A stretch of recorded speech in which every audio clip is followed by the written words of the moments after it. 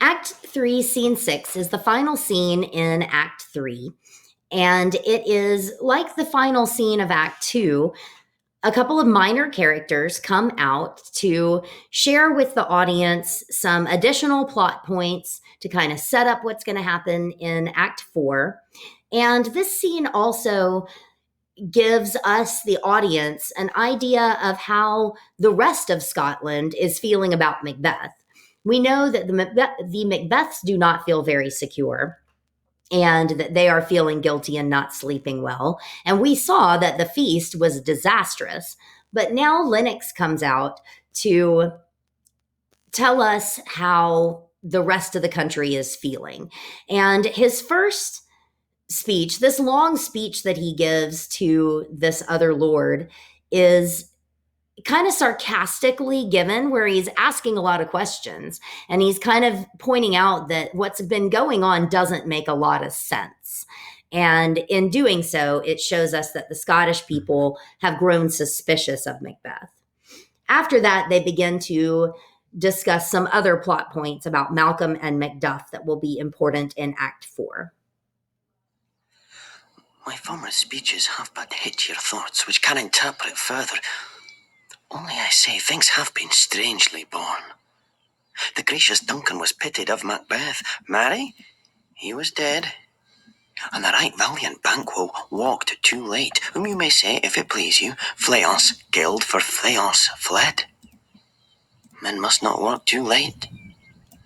Who cannot want the thought how monstrous it was for Malcolm and for Donalbain to kill their gracious father?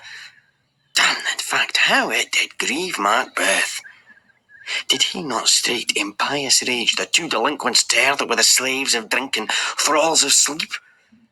Was not that nobly done? Aye, and wisely too. For 'twould have angered any heart alive to hear the men denied. So that I say, he has borne all things well. And I do think that had he Duncan's sons under his key, as an it please heaven he shall not, they should find what 'twere to kill a father. So should Fleance. But peace. For from broad words, and cause he failed his presence at the tyrant's feast, I hear Macduff lives in disgrace. Sir, can you tell where he bestows himself?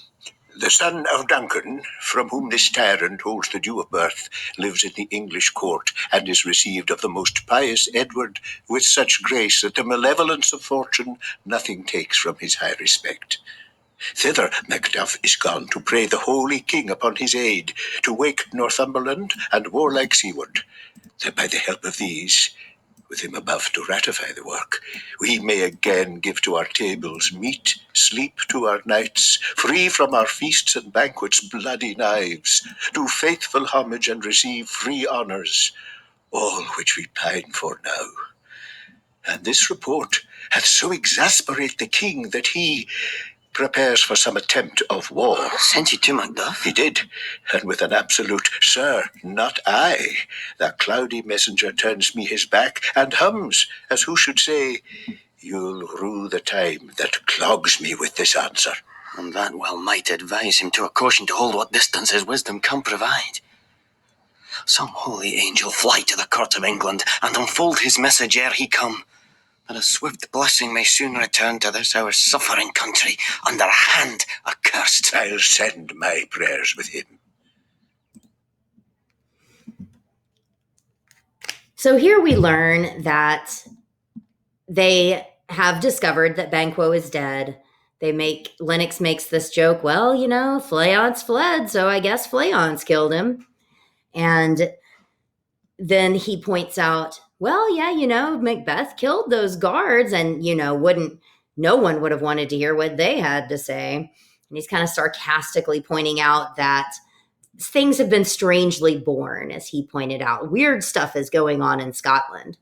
But the Lord makes it even a little darker. The Lord points out that Macduff has gone to England to meet with Malcolm. And they are hoping to raise an army to take back Scotland. And they're hoping to get the help of King Edward of England. Northumberland and Seward are some other allies. And then the Lord says that they hope that the army will give meat back to our tables, sleep back to our nights, and free our feasts and banquets from bloody knives. So, in addition to pointing out that they're aware of the violence, it also points out that Macbeth's not doing a great job as king. The lords of Scotland aren't sleeping well, and they don't have enough meat on their tables.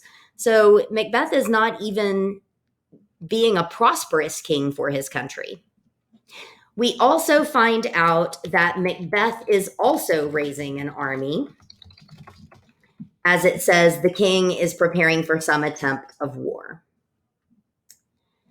And Lennox further says, our suffering country. So Macbeth is not doing a very good job being king, and the people of Scotland are not happy with him. And that is the situation as we go into Act 4.